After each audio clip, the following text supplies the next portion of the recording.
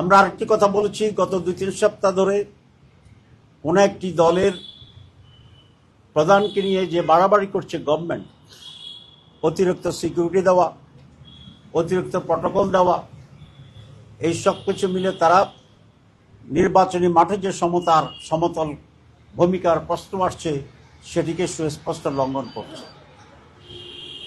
আমরা বলেছি কাউকে অধিকতর সিকিউরিটি কিংবা অধিকতর প্রটোকল দিলে আমাদের কোনো আপত্তি নেই, কিন্তু একটি অন্যতম প্রধান দল হিসেবে সমভাবে বাংলাদেশ জামাত ইসলামীর মোহতারাম আমিরকে, প্রধানকে সম আচরণ দিতে হবে। যদি এটার ব্যর্থ হয় তাহলে জাতি পক্ষপাতমূলক অপরাধের দোষে এই ইলেকশন কমিশনকে দোষী হিসাবে সাব্যস্ত করবে এবং লেভেল প্লেইং ফিল্ড এখানে বিনষ্ট হবে।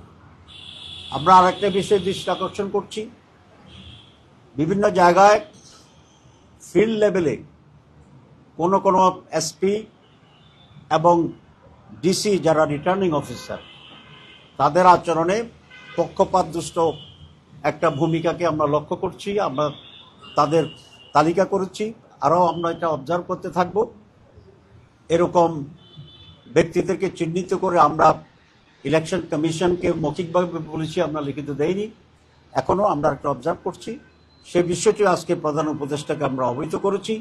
যদি ইলেকশন কমিশন যথাযথ ভূমিকা না নেয় তাহলে যেন চিফ অ্যাডভাইজার সেখানে হস্তক্ষেপ করেন, কারণ আমরা দৃঢ়ভাবে বিশ্বাস করি চিফ অ্যাডভাইজার ব্যক্তিগতভাবে একটি অবাধ সুষ্ঠু নির্বাচন চান, যদিও তার চতুর্পাশে অ্যাডভাইজারদের মাঝে কেউ আছে যারা তাকে বিভ্রান্ত করার চেষ্টা করছেন।